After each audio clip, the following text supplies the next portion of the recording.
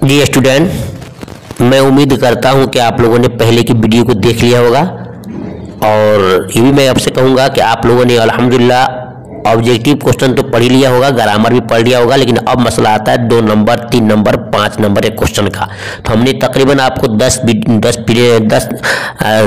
Chapter का जो खुलासे दे दिया है, जिसमें खास असबाक थे, और अब आपको भी इंशाल्लाह इसमें से आज भी आपको 8 से 10 तक मैं दूंगा टॉपिक जो बहुत ही इंपॉर्टेंट है, इम्तिहान में ये पूछे जाते हैं, अक्सर जाते हैं। आइए देखते हैं, सुनते हैं।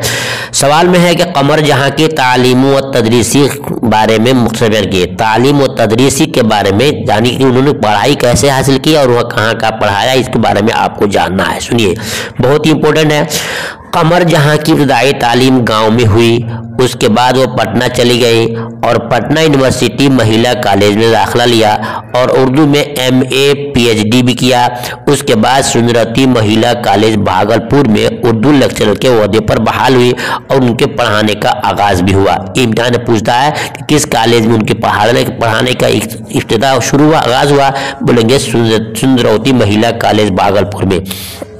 अब एक सवाल बहुत ही इंपॉर्टेंट आता है जो इम्तिहान में अक्सर पूछा जाता है कि कहानी का उन्वान, जो इन्होंने सबक लिखा है कटी हुई शाख, कमर जहां का कौन सा अफसाना आपके निसाब में शामिल है, ये भी ऑब्जेक्टिव में आता है। तो हम जवाब देते हैं कि कटी हुई शाख। अब यहाँ पे एक सवाल करता है किताब के अंदर कि कहानी का उन्वान कटी हुई शाख क्यों रखा है। बिल्कुल आसान और मुख्तसर में आपको समझाने की कोशिश करूंगा। वीडियो को मुकम्मल देखिए ताकि इम्तिहान में 2, 3, 5 नंबर के क्वेश्चन आपसे नहीं छूटे। आइए जानते हैं कहानी का उन्वान कटी हुई शाख क्यों है, वाज़ेह कीजिए, बताइए। ये आपकी किताब के क्वेश्चन है, बनावटी क्वेश्चन कोई नहीं है। जवाब, कमर जहां ने अपने अफसाने का नाम कटी हुई शाख इसलिए रखा है कि जब डाली दरख्त से कट जाती है, अलग हो जाती है। एक पेड़ है, उस पेड़ में जो डाली बहुत सारे होते हैं, शाखें होती है, तो डाली दरख्त से अलग हो जाती है तो उसका वजूद खतरे में पड़ जाता है। यानी लोग उसके पाँव के नीचे उसका खुंदलते हैं, पाँव के नीचे उसको क्या करते हैं, रखते हैं, रौंद देते हैं उसको, तो उसका वजूद खतरे में पड़ जाता है। उसकी कोई हकीकत नहीं रह जाती। कब? जब डाली पेड़ से नीचे गिर जाए तो लोग उसको पाँव से रौंद देते हैं, उसके ऊपर चलते हैं, उसकी कोई हकीकत नहीं रह जाती। ठीक इसी तरह जब इंसान अखलाक माशरा से हटकर ज़िंदगी गुजारना चाहता है, अपने समाज से कट जाता है, अपने माशरा से अलग हो जाता है, तो फिर उसकी हकीकत नहीं रहती। वही लिख रहा है कि ठीक इसी तरह जब इंसान अखलाकी माशरा से हटकर ज़िंदगी गुजारता है तो दौलत तो कमा लेता है, लेकिन उसका वक़ार समाज में नहीं रहता, उसकी इज्जत समाज में नहीं रहती है, उसका वजूद डगमगा जाता है। इसीलिए इसका नाम कटी हुई शाख रखा कि इंसान को अपने माहौल और माशरा से मिलजुल कर रहना चाहिए, इंसान को अपने समाज से अलग नहीं होना चाहिए, इसलिए इस सबक नाम रखा कटी हुई शाख। अब देखते हैं सवाल नंबर, आपसे पहले आया था कि बिहार के चंद अफसाना नगार का नाम लिखिए जो मर्द थे, यानी कि जो जेंट्स थे। अब ये लेडीज में पूछ रहा है, खवातीन ने पूछ रहा है कि आप बिहार के कुछ ऐसे खवातीन का नाम बताइए जो अफसाना नगार हैं। तो देखिए, उर्दू के खवातीन में कौन कौन है? शमीम अफजा, एक ये हो गया शमीम अफजा, ये अफसाना नगार है जो कि क्या है, खवातीन में से है। नंबर 2 शकीला अख्तर, 3 कमर जहां जो खुद इस चैप्टर के राइटर हैं, और 4 में असमत चगताई, और 5 में कुर्रतुल ऐन हैदर। ये आपको 5 याद करना होगा। 5 हमने ऊपर दिया है जो मर्द हैं, 5 अफसाना नगार, और ये 5 औरतें हैं अफसाना नगार। इन दोनों में से कोई एक इम्तिहान में आपके हर हाल में पूछा जाता है। नेक्स्ट देखते हैं, सवाल क्या है कि सिर्फ सिनफ़े अफसाना पर 5 जुमले लिखिए। इम्तिहान में हर साल ये क्वेश्चन आता है, याद रखिएगा आप लोग कि अफसाना किसे कहते हैं, अफसाना के बारे में आप क्या जानते हैं। सुनिएगा, सिनफ़े अफसाना उर्दू के मुख्तसर तरीन शक्ल है। उर्दू अफसाना के रवायत नावल के बनिस्बत जदीद है। नावल में किसी शख्स की ज़िंदगी की अक्कासी होती है, जबकि अफसाना में किसी शख्स की ज़िंदगी के एक पहलू को पेश किया जाता है। ये हो गया अफसाना के सिनफ़े अफसाना उर्दू के मुख्तसर तरीन शक्ल है। उर्दू अफसाने के रवायत नावल के बनिस्बत जदीद है। नावल में किसी शख्स की ज़िंदगी की अक्कासी होती है, जबकि अफसाना में किसी शख्स की ज़िंदगी की एक पहलू को पेश किया जाता है। ये बहुत इंपॉर्टेंट था। अब देखिए, एक सबक है अफसाना, आशियाना, अफसाना आशियाना है, उसमें एक सिराज है और एक बरकत अली सिद्दीकी है, यानी कि बाप बेटे हैं और बेटियां हैं, उनके बारे में जिक्र किया गया है। तो बताया गया है कि उसमें सिराज की जो माँ थी जरीना, वो अपने बेटे के पास रहने से उकताहट महसूस क्यों करती थी। ये बहुत इंपॉर्टेंट और बीबीआई क्वेश्चन इम्तिहान में पूछा जाता है।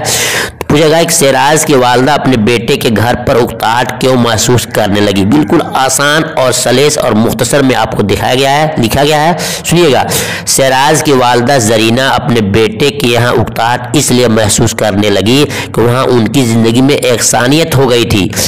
एकसानियत मतलब सिर्फ एक चीज हो गया था, खाना पीना सोना, खाना पीना सोना। कोई काम वो करना चाहती थी, उनकी बहू जो थी इरफाना वो काम करने नहीं देती थी, इसलिए उनका मन वहां नहीं लगता था। सुनिएगा, एकसानियत हो गई थी। जबकि इंसानी फितरत कुछ न कुछ बदलाव चाहता है। सुबह से शाम तक उनको सिर्फ खाना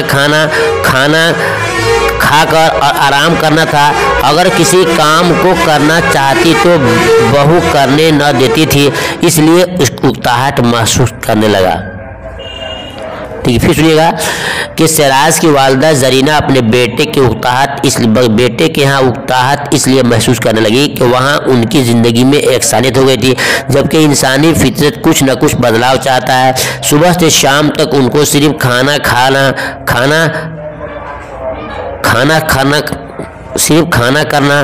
और आराम करना था। खाना यह असल क्या है, खाना और आराम करना था। अगर किसी काम को करना चाहती तो बहू जो उनकी इरफाना थी करने नहीं देती थी, इसलिए उकताहट महसूस होने लगा था।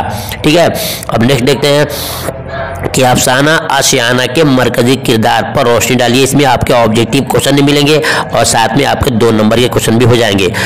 ज़ेर निसाब अफसाना आशियाना निगार अजीम के एक समाजी अफसाना है जिसकी मरकजी किरदार जरीना है। जरीना बरकत अली सिद्दीकी की अहलिया है, यानी कि बीवी है। बरकत अली आला दर्जे के मुलाजमत से सुबुत हो चुके थे और खुशहाल ज़िंदगी गुजार रहे थे। उनका बेटा सिराज आला दर्जे की मुलाजमत कर रहा था और अपने अहल अयाल के साथ मुलाजमत के सिलसिले में दूसरे शहर में रहता है।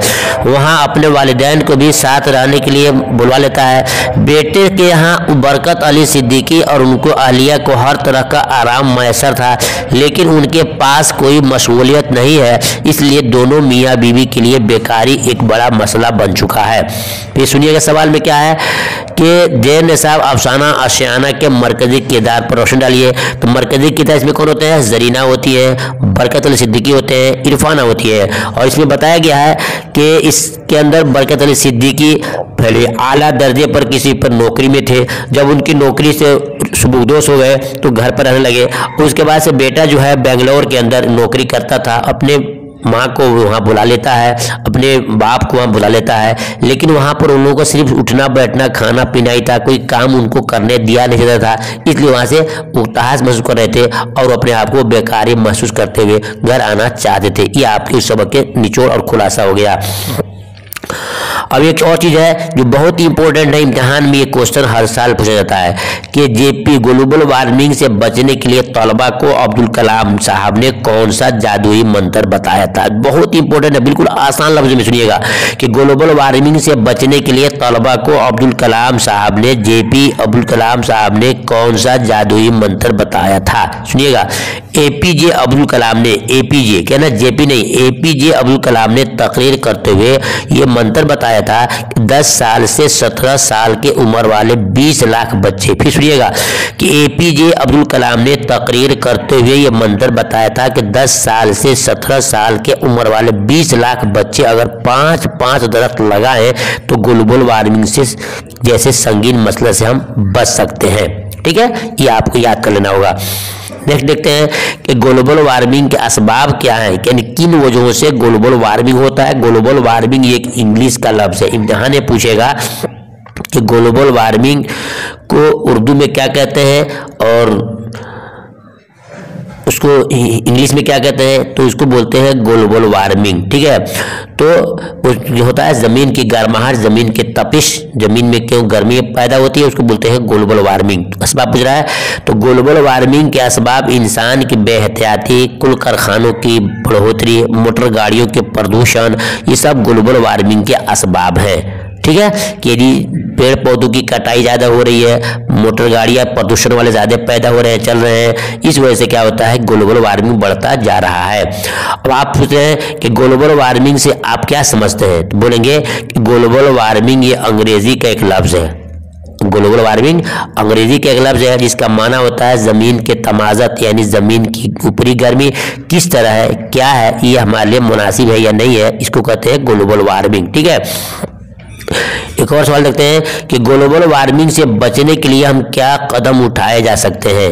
ग्लोबल वार्मिंग से बचने के लिए क्या क्या कदम उठाए जा सकते हैं। जवाब देखिए, ग्लोबल वार्मिंग से बचने के लिए हमें मुसलसल कोशिश की ज़रूरत है। दुनिया के हर मुल्क जैसे चीन, ईरान, इंग्लैंड पर हर मुल्क आलमी सतह पर तहरीक चलाकर ग्लोबल वार्मिंग से बचने की कोशिश कर रहे हैं और कहते हैं कि ज़्यादा से ज़्यादा पेड़ पौधे लगाए जाएं और काटने पर पाबंदी लगाई जाए। अगर ऐसा करेंगे तो ग्लोबल वार्मिंग से हम बच सकते हैं। अब आइए आपको दिखाते हैं बहुत ही इंपॉर्टेंट चीज़ जो सर सैयद के हालात के ताल्लुक से है। सर सैयद के रहमतुल्लाह अलैह के बारे में जानते हैं जो इम्तिहान के लिए बहुत इंपॉर्टेंट है, जिन्होंने सबक लिखा है, आपकी किताब में रिया सबक लिखा है। सर सैयद की ज़िंदगी के बारे में क्या जानते हैं आप, उसके बाद से एक और देंगे आपको हम रिया सबक का खुलासा जो कि बहुत इंपॉर्टेंट है। इंशाल्लाह इस वीडियो में इतना ही आज देंगे हम, तो सुनिएगा। सर सैयद अहमद की ज़िंदगी के बारे में 5 जुमले लिखेंगे कि सर सैयद अहमद खां की पैदाइश 1817 को दिल्ली में हुई। यहाँ पे 2 ऑब्जेक्टिव क्वेश्चन है कि उनकी पैदाइश कब हुई, 1817 में। सर सैयद कहाँ पैदा हुए थे, दिल्ली में। उनके वालिद का नाम मीर तकी था।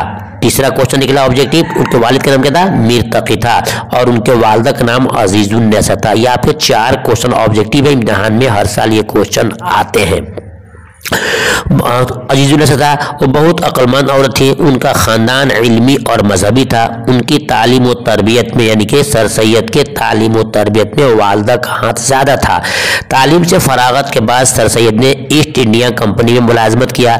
उसके बाद अलीगढ़ में कौमी तालीम के लिए MAO कॉलेज खोला। क्या, MAO कॉलेज खोला, जो आगे चलकर अलीगढ़ मुस्लिम यूनिवर्सिटी के नाम से मशहूर हो गया। ये आपके हो गया सर सैयद के रहमतुल्लाह अलैह के हालात ज़िंदगी। भाई एक और देते हैं आपको, सर सैयद रहमतुल्लाह अलैह ने अदबी खिदमात क्या किया है, जो कि बहुत ही इंपॉर्टेंट है। सर सैयद की अदबी खिदमात पर एक मज़मून लिखिए, उन्होंने क्या क्या कारनामे अंजाम दिए हैं, तो सुनिएगा। जदीद उर्दू नस्र में सर सैयद को भुलाया नहीं जा सकता।